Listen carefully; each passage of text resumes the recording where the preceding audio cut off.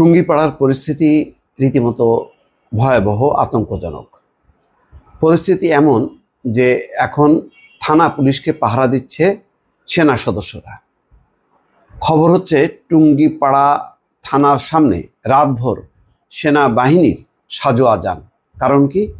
কারণ হচ্ছে তারা থানা পাহারা দিচ্ছে।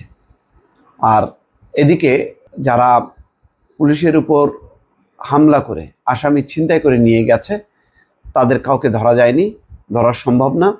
কেননা পুলিশ নিজেই এখন তার নিরাপত্তার জন্য সেনাবাহিনী দ্বারা পরিবেষ্টিত। যদিও বলা হচ্ছে যে যারা হামলা করেছে তাদের বিরুদ্ধে অভিযান চলছে, কিন্তু কি অভিযান চলছে গতকাল থেকে এই পর্যন্ত কাকে কাকে গ্রেপ্তার করা হয়েছে তার কোনো তথ্য কিন্তু গণমাধ্যম দিতে পারেনি। গোপালগঞ্জের টুঙ্গিপাড়া থানা সারা রাত ঘিরে রেখেছে সেনাবাহিনীর সদস্যরা। দর্শক, এটা হচ্ছে সমকালের রিপোর্টের প্রথম লাইনটাই হচ্ছে সারা রাত ঘিরে রেখেছে। জানা গেছে আটক ব্যক্তিকে ছিনিয়ে নিয়ে পুলিশের উপর হামলার ঘটনায় নিরাপত্তা দিতে সাজোয়া যান নিয়ে রাতভর থানা ঘিরে রাখেন তারা।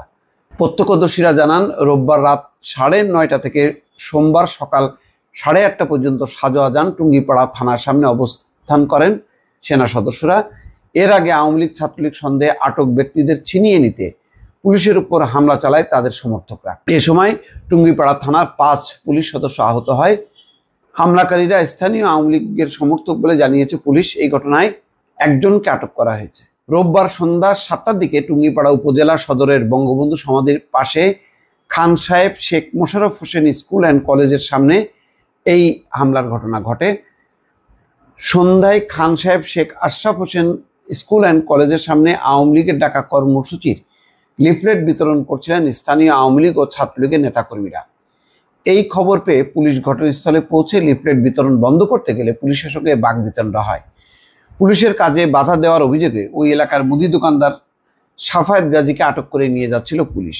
এ সময় পুলিশের গাড়ি আটকে ভাঙচুর করে একজন পুলিশ সদস্যকে অবরুদ্ধ করে তার উপর হামলা চালায় স্থানীয়রা। মানে গাড়ি ভাঙচুর করে একজন পুলিশ সদস্যকে অবরুদ্ধ করে তার উপর হামলা চালায়। পরে থানার অন্য পুলিশ সদস্যরা ঘটনাস্থলে এলে তারাও তোপের মুখে পড়ে। পরে ঘটনাস্থলে উপজেলা নির্বাহী কর্মকর্তা পৌঁছে অবরুদ্ধ পুলিশ সদস্যকে ছাড়িয়ে নেন। বর্তমানে ওই এলাকায় থমথমে পরিস্থিতি বিরাজ করছে। ঘটনার পর থেকে নিরাপত্তা দিতে বেশ কয়েকটি সাজোয়া যান টুঙ্গিপাড়া থানার সামনে সারা রাত অবস্থান করেছে সেনাবাহিনী।